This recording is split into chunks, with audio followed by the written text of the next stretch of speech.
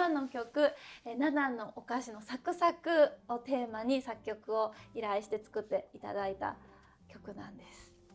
このサクサクを表現してくださいというざっくりしたテーマだけ投げて作っていただいたんですけど、実際困りますよね。いや楽しかったです。ちょっとね、挑戦だったんですけれども、その食感、お菓子を音楽にするっていうこの斬新なアイディアをチャレンジしてみようと。面白かったです、すごく。ありがとうございます。はい、概要欄に載っておりますところをクリックしてちょっと進んでいただくと、ジョーさんの作ったサクサクの曲を聴くことができます。サクサク感はまずどうやって表現をしようと。これね難しかったです。すごくちょっとお菓子食べてサクサクってじゃあ何かっていうのを考えたんですよ。サクサクってまず硬くないとダメじゃないですか。なのでちょっと硬いイメージをちょっと置いといて、もちもちとかと違って結構ハードで短い音が何回もあるっていう、このアイディア2つをちょっと使ってまずシェーカーのシャカシャカシャカシャカっていうのはまずもう本当にもうサクサク時代ですよね。で楽器をどうしようかなと思ってたんですけど、要はバイオリンとか使っちゃうと長い音になったりするので、ギターだとプラックっていうんですけど、弦をこう弾く時にこの弾いた時の音がカチッって音するんですよね。なのでそのアコースティックギターでそのちょっとサクサク感っていうんですかね、そのショートで硬いイメージを作ったので、はい、ピアノではこのコード進行を弾いて、それをギターに移して、でシェーカー入れて、でそれでちょっといろいろ他にも足したんですけどね、はい、だからそれがメインのアイディアです。私はもうこの途中のタラランってこのピアノの可愛い音が入るところがたまらなくこうキュンときて好きなんですけれども、もうこれはもうですかね、策略と言いますか。そうですね、はい、イメージ送ってもらった時にサクサクのでサブレのキャラクターすごい可愛かったですし、で映画館にも出るっていうの分かってたので、やっぱり子供受けするようなものもいいなと思ったので、前回そのねピアノはサクサクじゃないって、けどそのギターをメインにすることによってサクサクのイメージは保てるんですけれども、それにピアノを足すことによってそのちょっと可愛い要素とか、その楽しい要素とかっていうのをいろいろ足してたんですよね。木を叩くパーカッションがウッドブロックっていうんですけど、カカンカンってなってるんですけど、それは結構楽しい要素で、ピアノは可愛い要素で、ギターとシェーカーがもうサクサク自体、そのサクサクだけじゃなくこういう違う要素も入れるっていうのがやっぱり面白かったですね。はい、もちもちジョーさんにどら焼きを召し上がっていただいて、このもちもちをそうですね、もちもちは、サクサクより難しかったです。2倍ぐらい悩みました。もちもちは本当にもう何にしようかなみたいな、ちょっとキャラクター見てたらなんかこれ投げたらなんか跳ねそうだなみたいな、そうイメージ的に跳ねそうだなっていう、このもちもちってすごい弾力あるじゃないですか。はい、なのでそれをちょっとまずアイデアにしてみようと思って、ちょっと自分のベースを作りまして、そのベースをできるだけ弾力があるバウンシーなベースにしようと思って、で今それだけだったらちょっとエレクトロニックというか、ちょっとこのブランドには合わないかなと思ったので、それを消すためにオーケストラの管楽器をまず入れました。まず管楽器の音自体が結構スムーズで、スムーズじゃないですか、その表面が。でそれをまず表現したのと、キャラクター見た時になんか丸々しく角がないっていうんですかね、サクサクとちょっともう全く反対の角がないで、やっぱり角がないっていう楽器って言ったらやっぱりそういう管楽器になるので、なるほど。でそれでこれをちょっと足して、で僕が作ったそのベースの真鍮を合わせたら結構うまいことなったんじゃないかなと思いますね。そのメロディーは、そのどんな風に生まれてくるんですか？そのもちもちのメロディー。そうですね、もちもちのメロディーは、管楽器を使ってたのでちょっとクラシックに寄せたメロディーなんですけれども、その理由としては、その弾力があって、なんか今にでもなんていうんですか、なんか行進しそうなイメージがあったので、それをちょっとモチーフに後ろにね行進のドラム、まさに、スネアを入れたのと、あとそういうリズム自体をですねそっちに寄せたっていうので、結構イメージはできたんじゃないかなと思いますね。もちもちの、はい曲を作っていただいた時に、はい、最初にその足踏みをしたくなっちゃって体があ、勝手にそうですよね。そう、はい、動きたくなっちゃって、はいはい、不思議な。はい、ありがとうございます。いえいえいえ。気になった方はぜひ聞いてみてください。そしてあ、はい、深掘りもあるけど J-POP を聞いてもらって、はい。ジョーさんの感想を聞かせてもらう企画をまた始めます。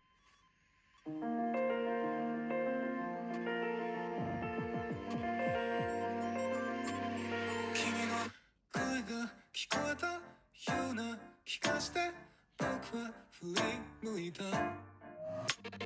泣いては僕は生まれた靴ばかり見つめてきていた。いつも笑って隠した消えない傷と寂しさを止めます。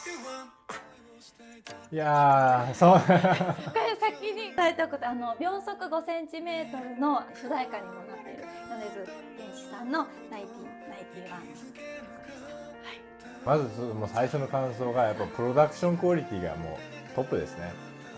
西口さんは。はい。プロダクションクオリティ、はい、プロダクションクオリティっていうのは、いわゆるそのプロダクション、作曲、ミキシング、全部含めてこの曲を完成させるまでのプロセスの、クオリティがやっぱもうすごいですね。この最初の、ちょっとイントロダクションといいますか、聞いただけでそこがパッて。はい、もうこれ1秒でわかります。1秒で？はい。これでもわかります。すぐに。はい。ヘッドフォンで聞いたらもっとわかると思うんですけれども。そうかもしれない。はい。そうかもしれない。ピーピーピーピー。そうかもしれない。そうですね。やっぱりまずピアノがね素晴らしいねですね。はい。僕もピアニストなんですけれども、吉さんは確かギタリストなので誰かハイヤーしたのかどうかわかんないんですけれども、このピアノのレコーディングのクオリティってピアノって全部同じって思う人もいるんですけれども、ピアノってやっぱすごく違うくて、やっぱ作曲、僕ピアニストとして作曲する時に本当にピアノってなんかいろいろ違う音があるなと思って、安いピアノはもうすぐわかるんですよ。はい。でやっぱこれはもう高くて、すごく、うまいことミキシングされてるピアノだなっていうのがもうすぐわかります。これ聞いただけで。でもじゃあ映画館で聴く音楽なのかもしれないですか？その音響がそうですね。はい。全然シネマのレベルの、はい。やっぱりそういう大きい舞台っていうんですかね。シネマとかっていうなるとそうですね。プロダクションクオリティはもう高くないとダメですよね。なるほど。そうですね。で。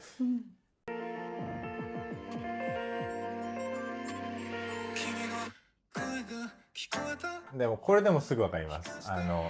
ピアノのコード、これスタブって言うんですけれども、はい、このジャンって弾いた時にその後になんて言うんですかね、ディレイがついてるんですよ。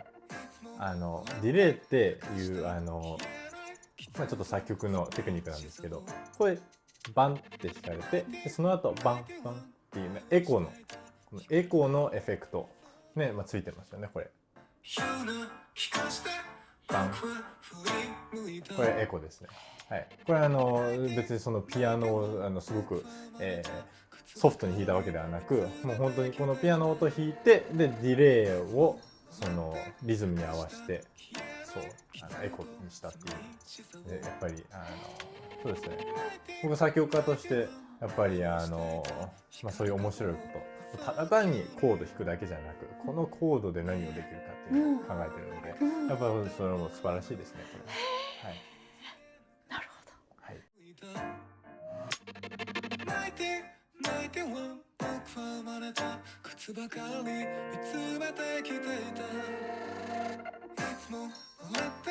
いや、サウンドデザインがすごいですね、これ。後ろの。もうちょっと僕もできるかどうかわかんないです、これ。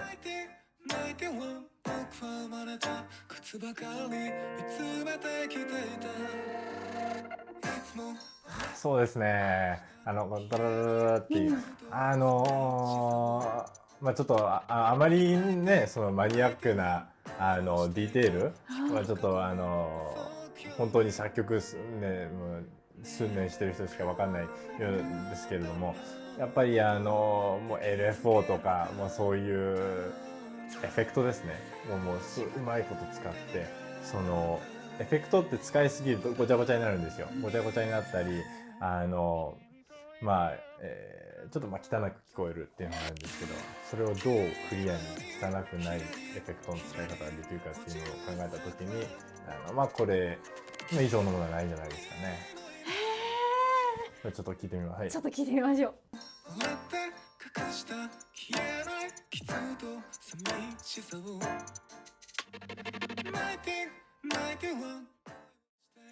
これヘッドフォンだったらすごい分かると思うんですけど、ただこれ携帯でもちょっっと分かったと思うんですけど、パーニングがあるんですよ。左手と右手、右手じゃないと左と右の耳に、左右にやってるんですよね。あれオートパーニングってことなんですかね。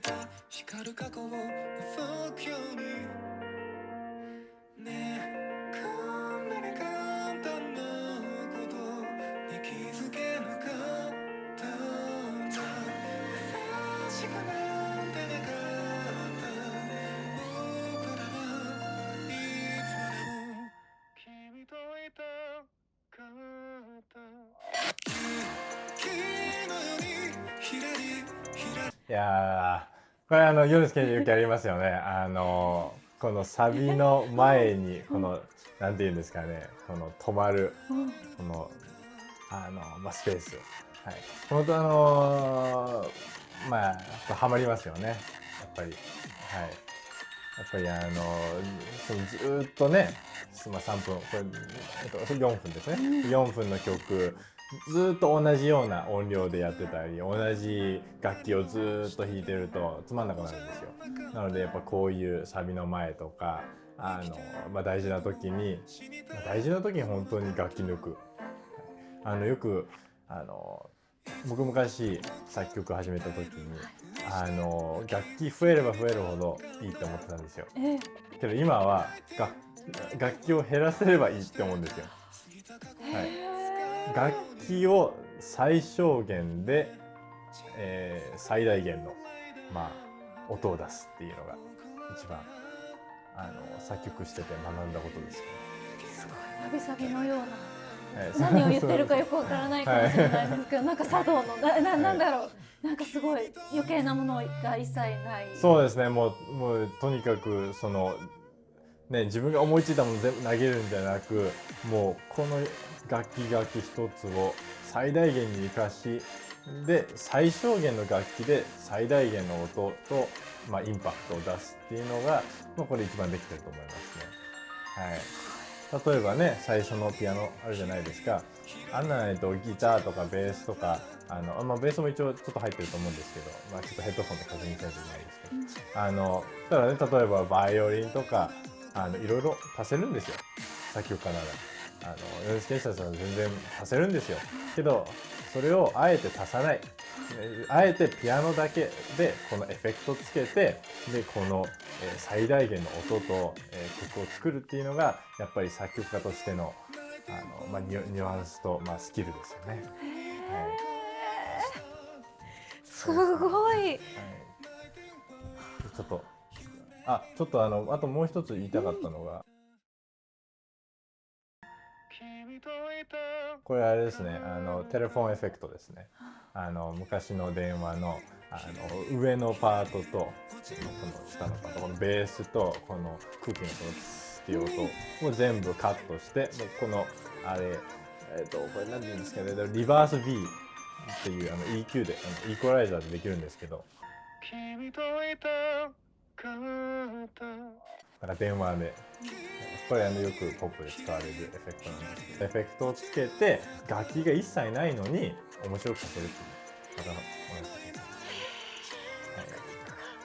詰まってます。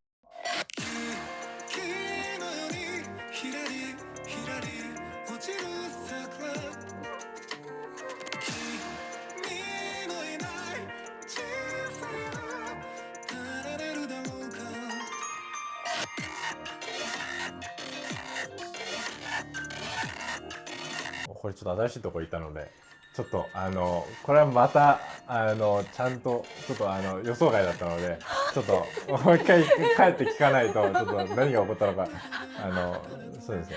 けどすごいテクノになりましたね今ので。はい。サビエットがやっぱり後ろのピアノ、コード進行とかも話せるんですけど、ちょっと何回も聞かないと訴訟されてるんですかね。ちゃんとしたコード進行はちょっとわからないので、ただ言えるのは普通のポップに、普通というか、アメリカのポップとかコード進行が4コード、これ4コードプログレッションって言うんですけど、はい、これにとらわれず結構面白いコード進行になってるかなと思います。はい。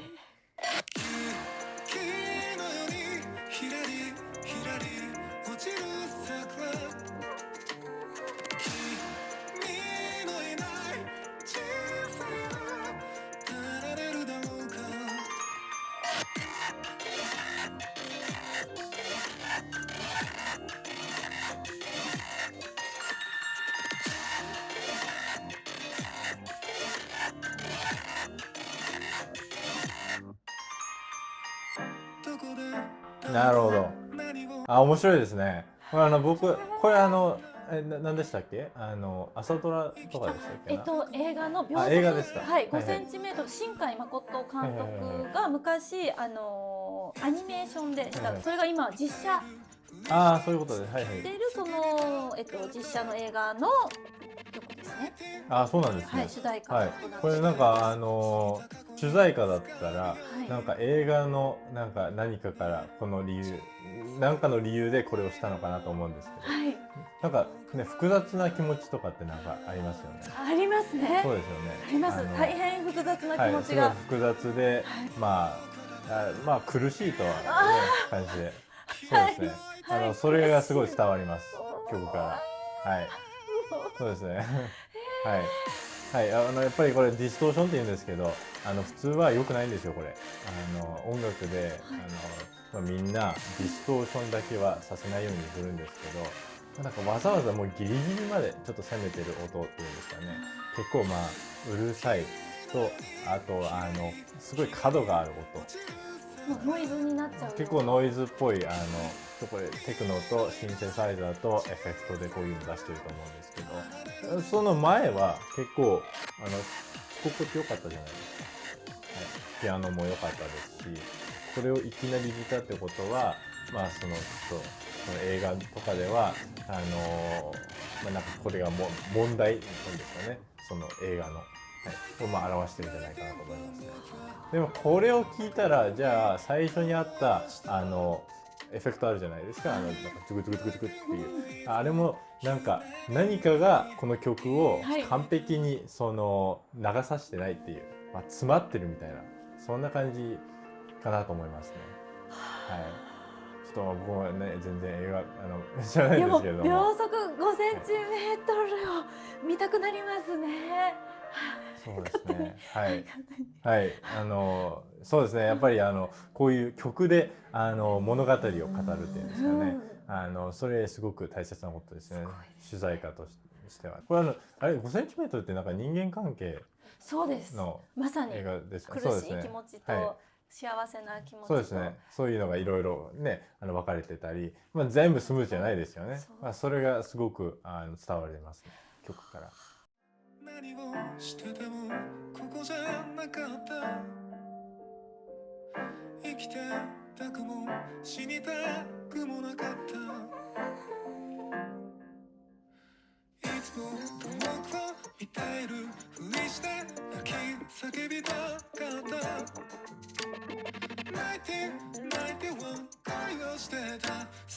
そうですね。やっぱりコピペしない、大切ですよね。やっぱり。コピペしない。はい。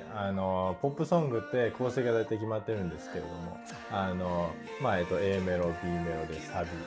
で大体この最初のサビの後また A メロとか B メロが戻ってきてまたサビってなんですよ。これ結構コピペしやすいんですよ。例えば作曲してて、はい、A メロ、B メロ、サビできました。で、はい、次 A メロ。じゃあこのさっきあった A メロを戻して、もうそのまま、ペーストしてこれで進もうっていう考えが多いんですけれども、それだと、まずプロダクションクオリティが低くなっちゃうのと、あと、クリエイティビティがちょっと少なくなるっていうのがあるんですけど、はい、作曲家としてもう絶対にコピペだけはしちゃダメって自分に言ってるんですよ。はい、もう次の1秒1秒新しいものを何か入れる。ですけど、その A メロ B メロはもちろんそういうのこのねコードとかエフェクトとかっていうのはアイデアは同じなんですけど、今だとなんか後ろに違う楽器が入ってたりテクスチャが増えたり楽器が増えたりっていうので、コピペというよりかはその同じような構成なんですけれども、その全部の曲にちょっと進行が見えるっていうねが大切です。なのでやっぱりこの米津玄師さんはそれをすごく分かってますよね。よく歌詞だけ変える人いっぱいいるんですよ。曲同じで歌詞だけ変える。それ僕好きじゃないですね、作曲家として。やっぱりせっかく4分5分あるんだからその真ん中も変えてみたいな感じで思いますよね。だったらね最初の1分半だけでいいじゃないですかみたいな感じになりますよね。僕はそうなります。もしもその新しい曲が最初の1分30秒だけなんであれば、もうこれだけを聞いた方がこのコピペされた5分よりいいって思いますね。もうジョーさんの曲ももう全てもう1ミリも余すところなくこだわりで埋め尽くされてるような曲の印象を受けてます。そうですか。よかったです。1秒1秒、作曲してますね。一から。いやーすごい。過ぎた過去にすがるようにね、小さく揺らいだ果てに僕ら出会ったんだ。息ができなかった。ここもちょっと変わってきますよね。君といたかった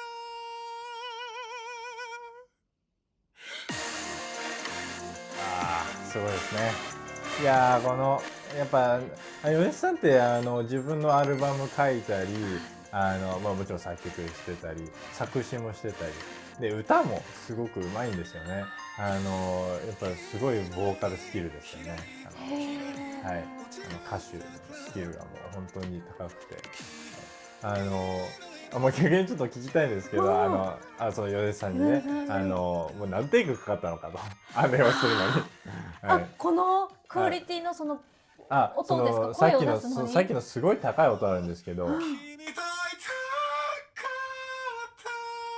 このやっぱ作曲家って自分がイメージしたやつと 100% 合ったパフォーマンスしたいんですけど、その自分これもう一切間違いのないテイクなんですよ、きっと米津さんからすれば。なのでそれを何テイクかかったのかなっていうのがちょっと気になりますよね。もうこの全てにですよね、そのちょっと声がかかってなってるところそこも絶対にわざとだと思いますね。やっぱそれなりのコントロールっていうんですかね。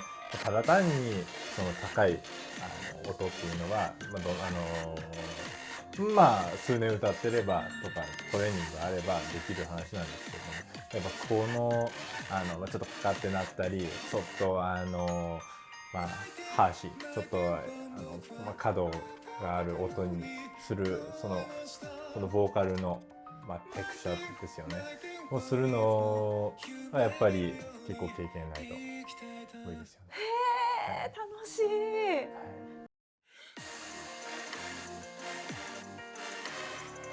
これ変わりましたよね。これサビの前は電話のエフェクトなんですけど、今はもうないじゃないですか。今高い音これ変わってるじゃないですか。これコピペしてないんですよ。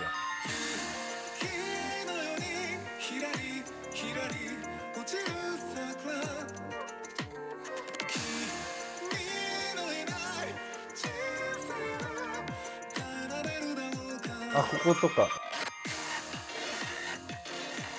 今あれベースのブンブンっていうキックが変わってたりしますけど、たださっきコピペしちゃいけないって言ったんですけど、サビはちょっと話が違います。サビはその曲の一番印象的なパートなので全然コピペしても大丈夫なんですなのでそれ米津玄師さんも分かっていてわざわざそんなに変えてないんですけれども、ただこのサビのエンディングの方の時だけはやっぱ変えてるっていう時点で、まあいわゆる変えちゃいけないところはそのままで、変えていいところはもう全部変わってるっていうのがやっぱ見えますね。へえ、もう本当に、うわ、そうなるほど。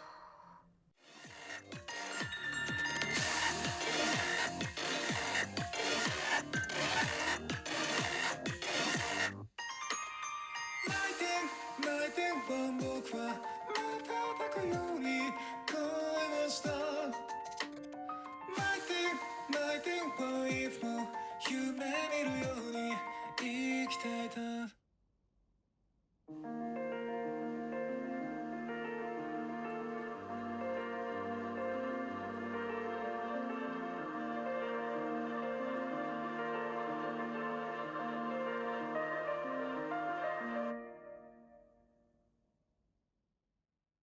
そうですね、やっぱり最初から最後までユニークで新しいコンテンツっていうんですかねが入ってましたね。あー、すごい。はい、もう私ここでもう無茶というか、この今曲を聴いて一つこの乗り物的なものを想像したとしたら何かありますか？乗り物的なもの、この中でこの曲がなんか何かの乗り物を乗り物考えなかったですね。本当？全然。なんか、コンスタントに音が鳴る。例えば電車とかだったらこのガタンゴトンガタンゴトンっていう、とか自転車とかだったらこの回るこの、なんていうんですかね、同じスピードっていうんですかね。そうですね。ありがとうございます。全く変わりますね。聴いてた曲が主題歌からそこまで分かるのね。そうですね。はい。さっきさ、心が苦しくなるなんかそう言ってたじゃないですか。その感情があって、そうなのよ。苦しいの。映画館に行きたくなりますね。映画館はぜひ、品川の T ジョイに行くと、ナナンのですね、もちもちボールも販売、品川 T ジョイだけで販売してます。丸い食べやすい。やっぱりね、音楽理論知ってると音楽の聴き方がちょっと変わるんですけど、その音楽理論をジョー君からちょっとだけ教えてもらいながら一緒に音楽を聴くってすごい贅沢な時間ですね。ありがとうございます。本当贅沢な時間ありがとうございました。あとナナのもちもちは何時に出来上がった曲なのかと。その出来上がったっていうのもステップあるんですけど、その下書きが出来上がって、でそれを全部直して、でそれをミキシングして、でそれでファイナライズして、でステップがねもう何十個もあるんですけど。そっか。この間ジョーさんのインスタで朝6時に出来上がった曲が出来上がったっていうのを、あ、そうなんですか。そう。もうアップした時に見て、ジョー君もこの時間に今作ったんだね。そうですね。私もなんかね、3時ぐらいからなんかね、変なテンションになっちゃって変なこと始めるんですよね。こうちょっと出来上がったらインスタグラムに上げるのね。この日はインスタに上げる曲を作曲するって決めるんですよ。その日はね、ちょっと全然作曲できなかったんですよ。なんかアイディアがなかったので、5時か4時ぐらいになんかこれでいいやってなって。きっと眠いからですよね。それでなんか作曲して、でなんかいい感じになったじゃんみたいな感じになって、でも編集してもアップしても寝るみたいな。朝起きるじゃないですか。でもう一回聞いてみるじゃないですか。その時はどんな風に？まあだなみたいな。その時はどうしてもひらめかないでもなんか考えないといけないっていう時は、運動したりとかないの？いや。酒飲んでみたりとかジャンプしてみたり。いやないですね。もう本当にピアノでなんか遊ぶっていうか即興して、なんかいいフレーズがよく作曲って間違いからできるんですよ。自分がずっと即興してる同じようなコード進行とかメロディーとかって絶対作曲にならないんですけど、それで何か間違えて弾いた時に良かった場合、あれこれ使えるじゃんみたいな感じになって、でそこからちょっと転がりますね。例えばですよね。じゃあ例えばとか一緒じゃないですか。これまあね、まあ、普通例えばこう間違えたとしてでこうやって間違えるじゃないですか、うんそうするとあれこれなんかこれで上がれるなと思ってでもねってなるんですよ。でそれ新しくなるんですよね。やっぱりなんかもう何十曲も作曲してるとなんか同じような感じになるんですけどね。ただそれをまあ避けるためにまず間違えと、まあ、新しい経験とか、まあ、違うジャンルの曲を聴いてみるとかっていう、まあ、とにかく新しかったり新鮮な、ね、ものを取り入れると結構新しい曲ができやすいですね。へえ、わあすごい。はい、そうですね。たくさん自分の中でやっぱ蓄えていくんですね。そうですね、はい。なのでこうやって米津玄師さんのねはい曲聴いて、でこういう時にこういうの使えるんだとかこういう時にディストーション使えるとかエフェクト使えるとかっていうこういうのをまあとにかく聞いて学んで、それを取り入れてじゃあこのもっと知識を使って、まあ、どう自分の作曲に生かせるかっていう。なるほど、そうか、その引き出しをたくさん増やしていって、はい、なのでやっぱり音楽理論とか、まあ、こういう曲を分析できるスキルって本当に大事だと思うんですよね、作曲家として。まあ、どれだけ自分のものにできるかっていうのは本当に音楽理論と分析できるスキルによりますので、それは僕が例えば1曲聴いて5つ、知識を得たとして、で他の人が同じ曲聴いて2つしか得れなかった、そしたらこっちの方が効率いいじゃないですか。それをもっと曲聴くたんびにもっと知識が増えてでもっと新しい新鮮な作曲ができるっていう、まあ、このループですよね。はあ、いっぱい聞きたいことがありますよね。もうどんな時にこう行き詰まったりがあったのかとかも気になりました。そうですね、はい。まあ行き詰まることは、よくあります。中学生の時ちょうど作曲始めて1年から3年ぐらいの時、もう本当に何やってるか分かんない、なんかいい曲作曲できない、モチベーションないってなってで、まあ、ちょっと詰まった時ありましたけど、とにかくずっと曲聴いてこういう曲作曲したいなって言ってでコンピューター行ってでそれ作曲しようとしてでもスキルと経験がないので失敗して、っていうのをなんか何回か繰り返してるうちに一応作曲はしてるんですよ。それ作曲してるうちにあれなんかこんなことできるなとか、この失敗で学んだこともありますよね。なんでこれできなかったかっていうのを考えて、僕の作曲はこれできなかったのになんで僕の好きな曲がこれできてるのか、これ比べた時に見えるんですよ、自分の間違いが。そのいいやつはこれだって、ではここの僕の好きじゃないところとこの好きなところ、じゃあこれが問題なんだってなって、でそれをもう本当に数年繰り返したら、まあある程度のレベルになりましたよね。はい。すごい継続と、もう本当に、はい。なるほど、まあ、諦めないのと、まあ、あと僕やってたことが好きなのであんまり苦ではなかったんですけれども。そっか、やってること、それでいうと私もたまにその寝ないといけないけど止まらなくて、はい、仕事が楽しくてずっともう限界が来る時ありますか？そのもう目を閉じながらもピアノをなんか弾いちゃうみたいな。はい、あります。もうすごいあります。すごいあるんだ。すごいあります。はい、まあよくないんですけど、まあ常に僕の冷蔵庫の中にはモンスターが入ってます。一緒です。そうです。ここは P が入ります。P。皆さんコーヒーを私はナナのコーヒーを飲んでコーヒーをね本当に8杯飲んで1回寝て起きます。あといい音楽っていうのはやっぱりちょっと難しいですね、話すのは。人それぞれ。そうです。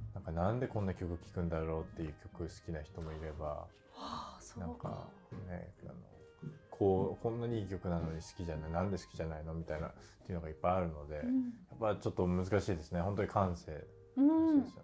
はい、私も確かにりょうくんのその曲を聴いた時も本当に踊り出したくなっちゃったりするから、あれも不思議だよね。そのなんていうの、その体、そうですね。ね、不思議。けどね、僕の曲聴いてね、なんか好きじゃないとかっていう人もいると思いますし、それはいます絶対に。本当、はい、作曲家さんっていうのはそのいただいたお仕事に沿ってのあれだから、自分を表現っていうよりも表現してあげる、いろいろ。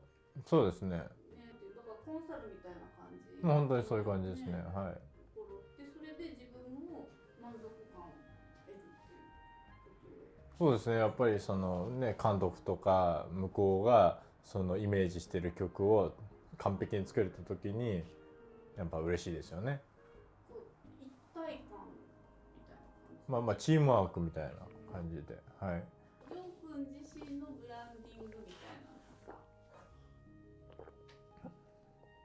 そうりょうくん大事なだったりするの？それとももう完璧に黒子っていうか、はいはい。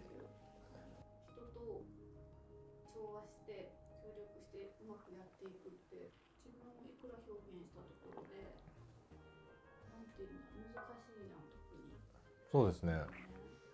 まあでもやっぱり向こうがその僕を作曲家としてで世界に、ね、何千人、まあ、何万人といるわけじゃないですか作曲家って。けどそのなんでじゃあ僕を選んでくれるのかっていうので、なのでやっぱりそのどの曲でも向こうのイメージを、作りつつ自分のスタイルを入れていくっていう。